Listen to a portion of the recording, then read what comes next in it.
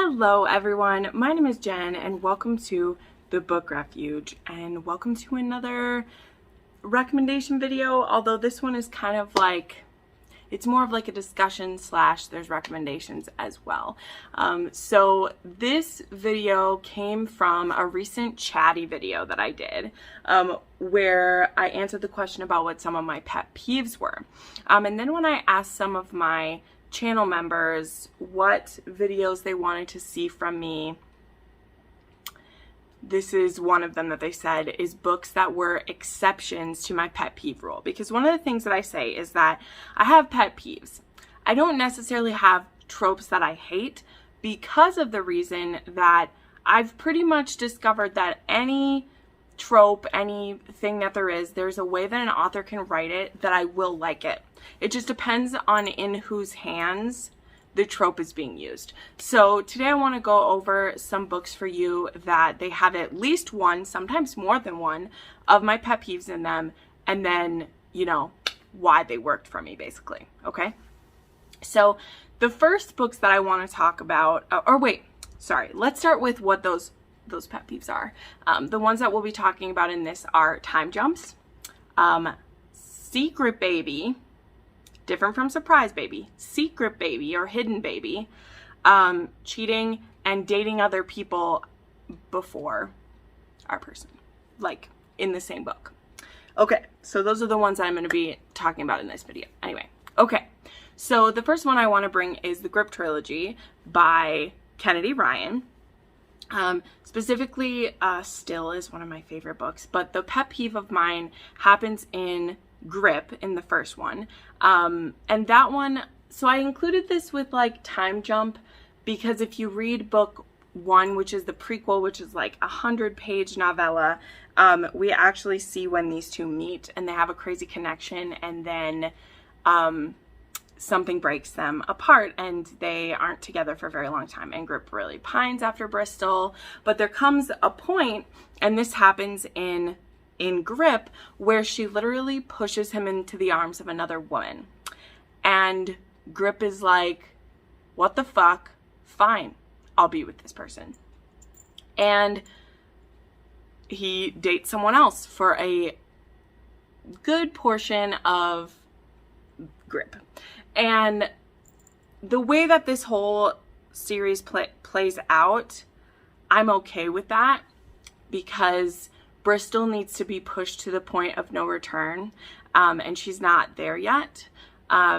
Also, this time jump, because it's not like within one book, like that's something, we're gonna get to some of those, but that's one of my like biggest pet peeves, is when you see that literally there'll be a page or it's the beginning of a chapter where it says like 9 years later, and I just want to like pull out my hair when it happens, because it's so tough.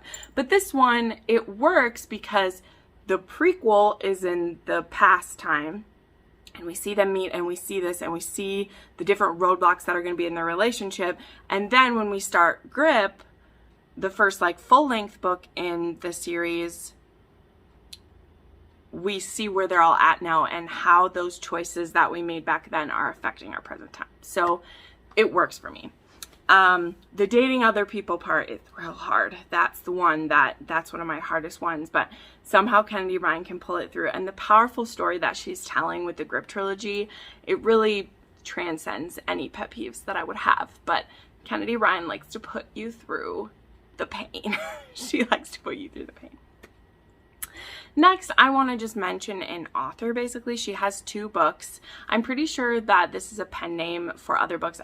At one point, someone told me what her other name was, but she writes historical romance that leans a little more towards erotica. And this one, there's 2 books, and I've read both of them, and they both have this same situation in it, and that's cheating.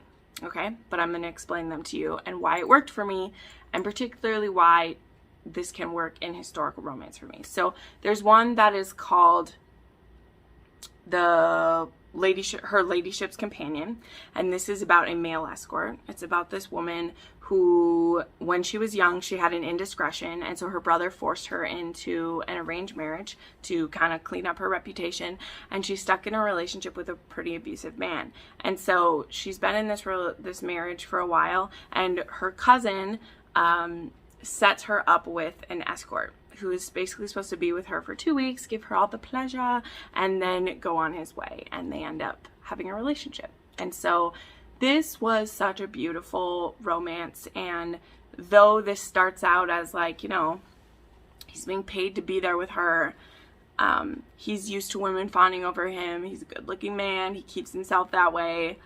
the way that he falls for this woman, it's so beautiful. It really, really is. And so it worked for me.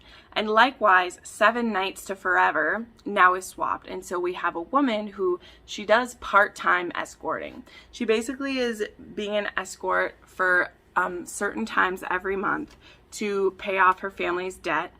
And so she will do this for just a certain amount of days every month. And she ends up meeting this man who decides to pay her for a week's time. Now, he is married to a emotionally abusive woman, which is a change up to me. And I like seeing that, because it is not only men who can be physically and emotionally abusive to their spouses. Women definitely can do that too. And in this case, he is staying in this marriage for his younger sister, who needs the status of this wife that he has, but he is a self-made man, and so he needs the title that comes with her and the clout that comes with being married to her. But she is pretty degrading and cruel to him, and because this is a historical, and because there's all those things set up, his option for pleasure is a prostitute, and I didn't blame him. And there's just such a way that Evangeline Collins can get me to be on board with it. And again, this comes with when it's in the hands of the right author, you can kind of be willing for anything, right? I just loved it. Then we have Filthy Dark by Serena Akeroyd. This is a secret baby, okay? And what have I said? What do I say? The only time I'm okay with secret baby is if either the woman cannot contact the man, which we'll have one of those later on, or they're in the mafia. Because when you're in the mafia, it is perfectly reasonable to me for a pregnant woman who doesn't want to be in the mafia to want to hide her child away from it. It's okay with me. It doesn't mean it still doesn't hurt my heart, but it's understandable to me. Filthy Dark is the 3rd book in the Filthy series. This also works for me because the hero is not a great guy to her back then. She's actually, this one has cheating as well, but he's in kind of a like forced relationship, kind of. They're young, but he still doesn't want to be with this girl. He hates her, but he has to do it for appearance reasons. Meanwhile, he's sleeping with her best friend, who is our heroine. And we see this happen in flashbacks. And when she discovers that she's pregnant, her friend has just died. The person that they were cheating on has died. And he wants to scare this girl away from him, so he pretends he never loved her. And she's pregnant. She's going to tell him she was pregnant. And then he says, I wish we'd never been together. And she's like, well, I don't want my kid to be in the mafia. This guy doesn't love me anymore. I'm out of here. And so she leaves. And it isn't until, I think it's 15 years later, that we are brought back into each other's orbit, and our hero gets to meet his son and the woman that he has always pined after again. And somehow it works for me. It works for me because part of it is that our hero, which a lot of times if it's a mafia or a darker romance, when they find out the woman hid a kid from them, there's a lot of anger. And in the case of our hero, he has a lot of anger towards himself, which is where it should be directed at, because he's the one who fucked a lot of this up back in the past flashbacks, right? And so he's the one standing up for her to his family when they're like, she kept our grandson from him, and he's like, shut your mouths. why would she have stuck around when I was horrible to her and I did all these things? So the reason that this one can work for me so well is because of the way Serena Akeroyd has the hero have some self-hate about it. And he doesn't blame her. And he's so proud of the way that she raised his son to be this open-minded, smart, clever, wonderful man. And he's just so happy that he has the chance now to be there. So, I love that. Next, we'll get to another secret baby that worked for me. And that is, I believe it's A Lie for a Lie is the first one. This one is that other scenario I mentioned where the woman finds out she's pregnant and she has no way to contact our hero. And then they run into each other again 18 months later, 2 years later, and she has a baby. And he's like, what the hell? And she's like, how was I supposed to contact you? They have this fling together. He is a hockey star, and so he's going under one of his other names while he's staying at his cabin in Alaska, which by cabin, it's a mansion in Alaska. And she is a researcher there to write a thesis about certain wildlife in the area. And due to some kismet situations, they end up basically sharing his cabin. And then so they spend some time together, have unprotected sex at one point, and then he gets an emergency call that there is a health emergency for his sister-in-law and she's giving birth and there's problems, and so he has to leave. And something happens where she doesn't have the correct contact information for him and she has no way to get in contact with him at all.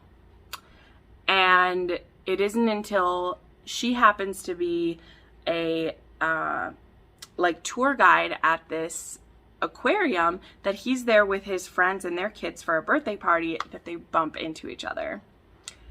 And he's just like, oh my God, it's you. And she's like, yeah, it's me. And I have something to tell you. And I don't know. I just really loved it. And this was another case of she has wanted to tell him, but she also is scared because her family didn't want her to keep the baby, and so she has had to kind of derail her life plans to keep this kid. So now she's not the most stable woman, and here's this hockey star coming in who could really like take her son away if he's unhappy with how she's doing things. But of course, that's not how it goes. This is a romance and it's really, really beautiful. So this one works for me. I have another surprise baby. This one is a surprise baby. And I just had to put this one. Here's the thing. Again, I like these when they're done right. And there are a few that are done right. This one is a comedy. And it's called One Moment Please by Amy Daws. And this one is hilarious because these two, they have a one-night stand. And he happens to be an ER doctor. So she comes in after, I can't remember if she fainted due to pregnant, don't know. And so they're doing a blood test to see what's going on, and she's pregnant. And so he's literally the doctor who ran the blood test on this woman that he'd fucked in a one-night stand, and she didn't know she's pregnant. And he's like, have you slept with anyone else? Because I think your kid is mine. And I loved this because there's literally there's no artifice to this. He can't even be mad because he's the doctor who fucked someone and got her pregnant. And they literally find out together. I love that scenario because it's so rare whenever a man finds out first that the woman he's been with, or even if it's his wife or whatever, is pregnant. And I just loved it. I really did. And the story in of itself isn't perfect, but it's a case where it really worked for me.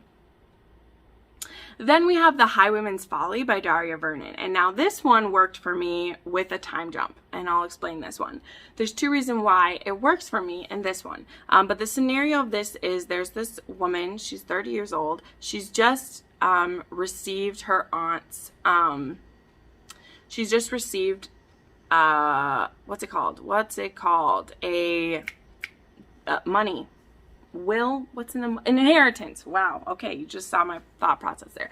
She just received an inheritance from her aunt, and she gets kidnapped by her aunt's one of the people who worked for her on. And then while she's being kidnapped by this guy, she gets kidnapped by a highwayman and his men.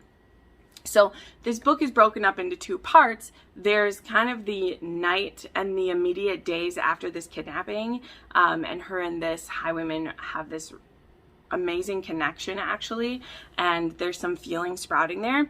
And then he delivers her home, and then we catch up with them 3 years later.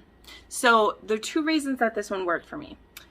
Number 1, the way that their chemistry is between them is almost magical in the beginning.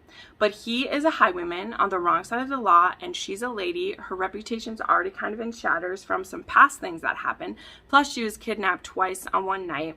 But he is so in awe of her that he realizes he needs to make something of himself. So it works for me because there's that setup. And then the separation is only 3 years, which when you are infatuated with someone, that could be a very long time. But they're already in their 30s. I like that it wasn't a 7, 8, 9 year gap, because that would have been unrealistic. But this 3 years of him trying to make something of himself so that he can be worthy of her is just really, really beautiful to me. Bloody Heart by Sophie Lark. This is another secret baby time jump, and it's a mafia one. So again, I know I have a very specific niche of secret baby that works for me, but this is another case of they're very young. I think they're like 18 and 21 or something like that. And they have this whirlwind romance. She is the daughter of a ambassador, and he is the son of the mafia. And they have this amazing couple of months together. They are ready to take on the world together, and then some stuff goes south. She finds out she's pregnant. He's supposed to step up with his role in the mafia, and her family finds out about them. And so all of these things happen at once. And when she wants to tell him that she's pregnant, he is late, and he shows up covered in blood because of something that happened. And she's like, my parents are right. Like, this isn't going to be safe to have a kid with someone in the mafia. And so she lies. She omits that she's pregnant, and they break up. And he joins the army, and she goes back to traveling with her family. And she has to make some choices about their son that are so painful. And then we have a 9-year time jump, and it hurts. There's a reason this book is called Bloody Heart, okay? There's a reason why it's called Bloody Heart. It hurts. But it's also so beautiful when things start to get worked out. And being in the POV of the heroine, you know her utter despair during the times when she's away from him, and that she knows that even if she had been with the man in the mafia, it would have been better than the life that she's had now. It's so good, but it hurts. It hurts. Okay, just a couple more. I have another mafia for you. I have Bound by Honor by Cora Reilly. This one has cheating in it. Okay, this one definitely has cheating in it. But I just still have a soft spot for Cora Reilly and this series. So I still say that it works for me, even though I get mad at Luca when I see this happen because there wasn't great communication. But the reason why it does kind of work for me is that he thinks that he's doing what's best. He doesn't communicate the way some other men might do, but he's trying to take certain burdens off of his new child bride, basically. So if you don't know, the situation of Bound by Honor, it's an arranged marriage for the mafia. We have Aria, who's only 18 years old, and she gets married to Luca, who is the most brutal mob boss they've had in a very long time. His first kill was ripping a guy's throat out when he was young, and they get married, and she's terrified on their wedding night. And he agrees to lie and fake it that they were together, that they weren't really. And then he kind of is still carrying on with his mistress until our heroine decides that she does want to make a go of it and doesn't want him sleeping with other people. So it works for me because our heroine needed to say what she wanted instead of just assuming. Aria's kind of bad at doing that, but I like seeing how guilty Luca feels about it and when he needs to shape up for her. So I see both sides of it. And then the last one I want to talk about also has a brief case of cheating in it. Not that it's ever like brief, but I'll explain. So the last one I want to mention is Our Way by TL Swan. This book is a magical unicorn in a lot of ways. I love it. This is about Nathan and Eliza, and they've been best friends for 10 years. And Nathan has always felt that he was gay. And recently, he's starting to have feelings for his best friend and realizing that maybe it's not as black and white as straight or bi for him, or gay or whatever. But while he's trying to figure out his feelings, like, Eliza has been into him for a very long time, but he's her gay friend. So, you know, nothing's going to happen. They do a lot of things together. They go on vacations together. They snuggle sometimes. They even share a bed together sometimes because he has a really nice apartment and she'll just stay over at his house and it's been no big deal. But then he starts to get boners around her and realizes that he might love his friend. But because he doesn't want to test out his sexuality with her, instead of communicating that and trying to talk through things with her, he decides to just try fucking other people first. So that's the thing, is they're not officially doing anything together yet, but Eliza definitely sees that as a big betrayal of him being willing to test his self out with someone else rather than her. So that's tough, but like, that's why, again, why it works for me in this book, because he's so confused and he doesn't want to ruin their relationship or try something with her that he's just not into. So he definitely is experimenting just a little bit. So there you go. Those are some pet peeves of mine, but in books that worked for me. Let me know a book that has your worst pet peeve, but it still somehow works for you, because I love when that can happen. So thank you so much for watching this video. I put up my videos 3 to 4 times a week, and if you'd like to watch some more, you can do that right now. Bye!